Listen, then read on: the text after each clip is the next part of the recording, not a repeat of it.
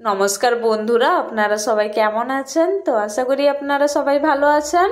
চলে এসেছি আজকে আবার একটা রেসিপি নিয়ে। তো আজকের রেসিপি হচ্ছে চিকেন কোপ্তা কারি। তো এর জন্য কি করেছি, এখানে আমি 200 গ্রাম একটা বোনলেস চিকেন নিয়ে নিয়েছি। তো এটাকে ভালো করে ধুয়ে নিয়েছি। এবার এটাকে মিক্সারে দিয়ে এর আমি পেস্ট বানিয়ে নেব। তো মাংসটা পেস্ট করে নিয়েছি, মাংসটা কিমা বানিয়ে নিয়েছি। এরপর আমি এখানে দুটো বড় সাইজের পেঁয়াজ কুচি কুচি করে কেটে নিয়েছি, এইভাবে ছোট ছোট করে। তো মাংসে আমি হাফ পেঁয়াজ দিয়ে দেব, অর্ধেক পেঁয়াজ আমি এখানে দিয়ে দেব। আর দিয়ে দিচ্ছি 1 চা চামচের হাফ চা চামচ জিরের গুঁড়ো, 1 চা চামচ কাশ্মীরি লঙ্কার গুঁড়ো,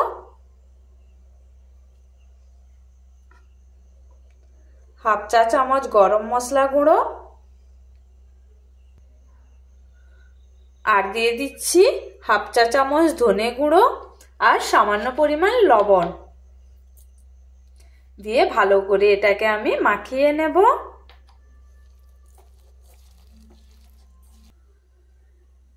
তো সব মশলার সাথে মাংসের পেস্টটা ভালো করে মাখিয়ে নিয়েছি। এবার গ্যাসে আমি একটা কড়াইয়ে সাদা তেল গরম করতে দিয়ে দিয়েছি। তো তেলটা এতটাই গরম করতে দিয়েছি যাতে মাংসের পেস্টটা বল আকারে আমি ভেজে নিতে পারি।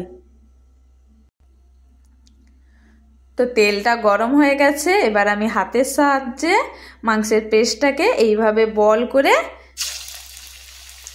একটা গোলাকার আকার করে নিয়েছি। এবার এটাকে আমি তেলে ডিপ ফ্রাই করতে দিয়ে দিয়েছি। তো এইভাবে সমস্ত মাংসের পেস্টকে আমি এরকম বল বানিয়ে তেলে ডিপ ফ্রাই করে নেব।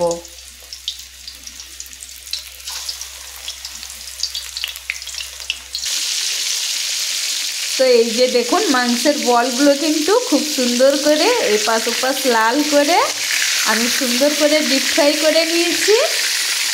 এবার এগুলো রেডি হয়ে গেছে, এবার এগুলোকে এখান থেকে আমি তুলে নেব। তো বলগুলো ভাজা কমপ্লিট হয়ে গেছে।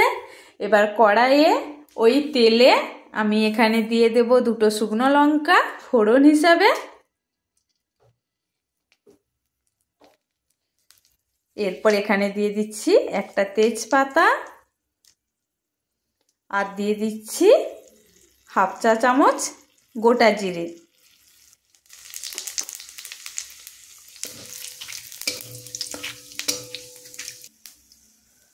তো এরপর এখানে দিয়ে দিচ্ছি পেঁয়াজ কুচি। পেঁয়াজগুলোকে একটু লাল করে আমি ভেজে নেব। তো পেঁয়াজগুলো হালকা লাল হয়ে এসছে, হালকা করে ভেজে নিয়েছি। এরপর এখানে দিয়ে দিচ্ছি 1 চা চামচের আদা রসুনের বাটা। তো এটা দিয়েও ভালো করে পেঁয়াজের সাথে মাখিয়ে ভেজে নেব আমি। তো আদা রসুনটা ভালো করে ভাজা হয়ে গেছে। এরপর এখানে দিয়ে দিচ্ছি 1 চা চামচের কাশ্মীরি লঙ্কার গুঁড়ো। এবার এখানে দিয়ে দিচ্ছি একটা টমেটো বাটা। তো টমেটোটাকেও কিন্তু আমি মিক্সারে পেস্ট করে নিয়েছি। তো এখানে আমি একটা গোটা মাঝারি সাইজের টমেটো বেটে নিয়েছি। তো এটা দিয়ে ভালো করে আমি মশলাটাকে কষিয়ে নেব। এরপর এখানে দিয়ে দিচ্ছি পরিমাণ মতো হলুদ আর দিয়ে দিচ্ছি কেটে রাখা আলু। তো এখানে আমি একটা বড় সাইজের আলু নিয়ে নিয়েছি, আলুগুলোকেও জাস্ট ছোট ছোট গোল গোল সাইজ করে কেটে নিয়েছি। তো আলুগুলো দিয়ে মশলাটার সাথে ভালো করে নাড়াচাড়া করে একটু কষিয়ে নেব, যতক্ষণ পর্যন্ত আলুটা হাফ সেদ্ধ না হচ্ছে ততক্ষণ কিন্তু আমি মশলার সাথে আলুটাকে সুন্দর করে কষিয়ে নেব। তো আলুটাকে কিছুক্ষণ কষিয়ে নিয়েছি। এরপর এখানে দিয়ে দিচ্ছি সামান্য পরিমাণ জল। তো এখানে আমি টমেটো পেস্টটার জল রেখেছিলাম, তো ওই জলটাই এখানে আমি দিয়ে দিলাম। তো এখানে আর 1 বাটি জল দেব। তো তরকারিটা ফুটে গেছে, এবার চেক করে নেব আলুগুলো সেদ্ধ হয়েছে কিনা। এই যে দেখুন আলুগুলো কিন্তু খুব সুন্দর সেদ্ধ হয়ে গেছে।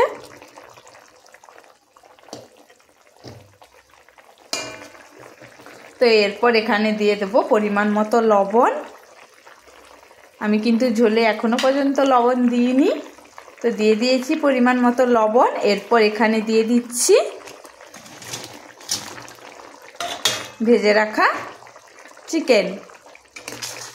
তো এরপর এটাকে আমি 2 মিনিট ফুটিয়ে নেব।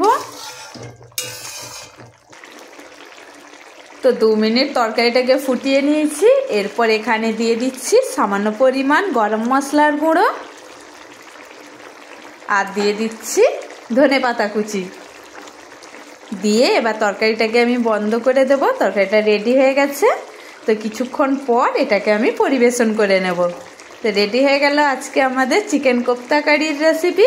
তো আপনাদের রেসিপিটা কেমন লাগলো কমেন্ট করতে একদম ভুলবেন না, এবং আপনারাও বাড়িতে রান্না করে খান এই রেসিপিটা, এবং কেমন হয়েছে অবশ্যই জানান কমেন্টে।